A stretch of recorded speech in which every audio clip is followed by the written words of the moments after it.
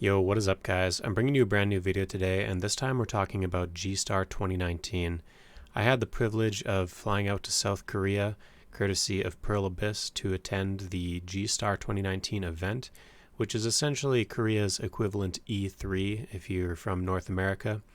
And at this particular event, Pearl Abyss made some new announcements about 4 new games that they're working on and are currently going to be released here sometime in the future.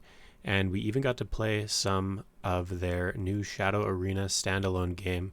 Previously, Shadow Arena was in Black Desert, and then they decided to make it a standalone game. So I'm going to talk about the 4 new games, kind of the perceptions of what I think is going to happen with these games, and also try to tie back some of this information so it's more relevant with Black Desert Online, the game that likely, if you're watching this, you probably play. While the event was held in Busan, we actually got the opportunity to spend the day in Seoul, which is where Pearl Abyss is headquartered, and we got a nice little tour. We were able to talk to some developers of the game.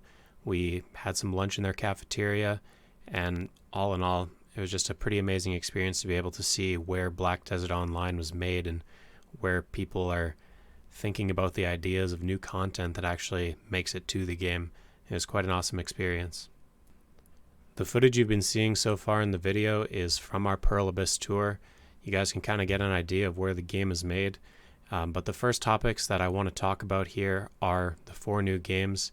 And we're going to start off with one of the games that's probably least relevant if you're a Black Desert Online or an MMO player, and that is DokV. The game is a very cute game. It seems like it's kind of cool, and if you're sort of like into Pokemon and catching different types of interesting beings, it seems like that type of a game. I don't really know too much about it. All they really showed us was the trailer, and that it was sort of like a collector game type of thing where you can customize your character, you can customize your little Pokemons that you're catching or whatever they're called. And all in all, it's just kind of a cutesy game.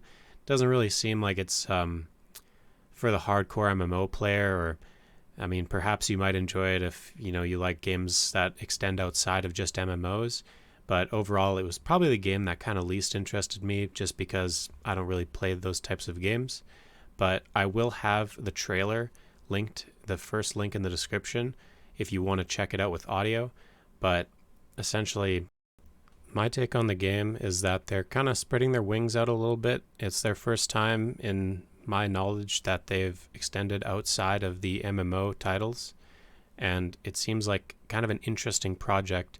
It really shows the different range that PA has as a developer. They're not just a one-trick pony. They're not going to develop just one type of game. They definitely seem like they can make quality games in several genres, so it was kind of a cool thing to see that PA was able to make. This game is in development, and I do not believe that they shared any sort of release date, so it's TBA. I'm assuming that they might have some sort of beta in 2019, given that they announced it. Typically, companies that will announce games shortly have betas thereafter. It's unlikely that they would announce a game and then have something 2 years down the line come out, so hopefully we can expect some more information on that in the coming year. The next game I want to talk about is Shadow Arena. This game mode used to be inside of Black Desert Online, but they definitely tuned up the game. They made a lot of changes, and they're actually releasing it as a standalone title. And as a standalone title, upon launch day, there's going to be 6 new classes, and these are classes that kind of take on a different adaptation compared to anything that exists in the Black Desert universe, but is certainly inspired by them. The main 6 heroes we have are Jordan Dukas, who is inspired by Warrior in Black Desert Online, Yonhwa, who's inspired by Maewa, Aeon Kairos, who's inspired by Sorceress, Gerard Schultz is kind of like a berserker, Haru is inspired by Kunoichi, and a witch-inspired class is Heroine. They've also streamlined a lot of the things that I think were kind of annoying in the old Shadow Arena. Right now, you're able to pick your own character from the start, so you no longer need to go around searching for your character for those little obelisks that chose different characters. And you also have a grace period in the first 4 minutes, where if you happen to die in that time, you will then be launched to another location and you can continue grabbing your gear and fighting other players. Of course, familiar, you will have the smoke that eventually starts coming in as time goes on to shorten the battle arena as fewer players happen to be in the game. And if you stay within the smoke, it's no longer as harsh as it used to be. You can stay in the smoke for a little bit to loot any particular extra stuff that you got from killing a player or anything of that nature, and feel like you're not going to instantly die, which is great. But if you are in the smoke for too long, the Black Spirit actually comes out and will punish you for that. So you need to be cognizant of that still. Additionally, there's a lot of objective-based play now. You can attack this one particular tower that gives you a 60-second buff. And there's also larger PvE mobs that will spawn, and they drop some rare items like Black Star equipment, which is better than Gold Crate.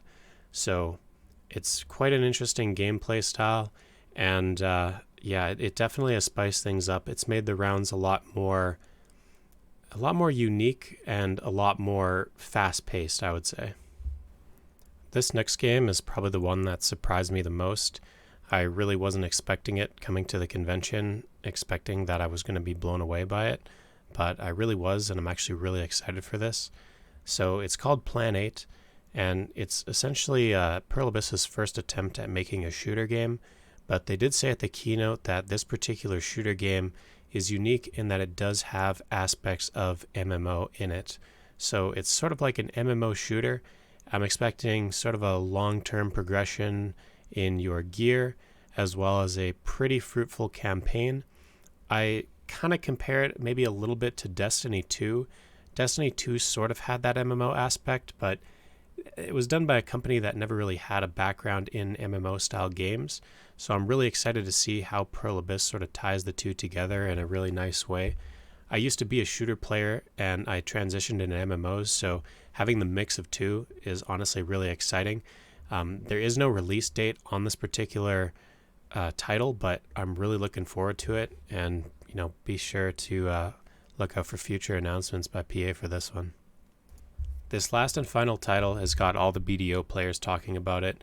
It is Crimson Desert, which is an action-style combat MMO that looks like it's going to have a pretty amazing campaign, and it sort of takes place in the universe before the existence of Black Desert Online, and the things that kind of lead up to it is what they were saying in the keynote.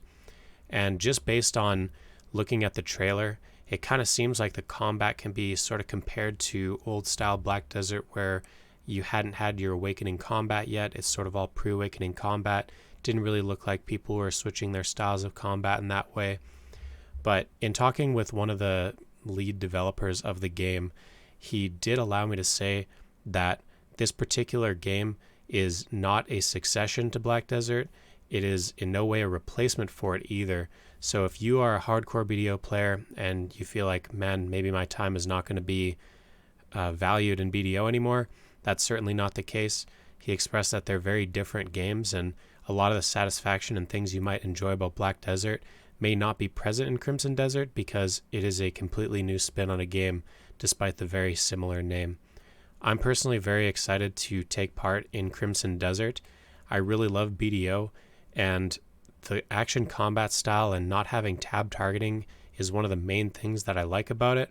And so since Crimson Desert is going to be developed on a brand new engine, I'm expecting some great things in terms of just the playability, just having nice smooth combat. The way that they made Shadow Arena is, if Crimson Desert is as smooth as Shadow Arena is in the playtest that I got to do, then I think the MMO is going to be very successful, and I really can't wait to play it alongside BDO when it does release.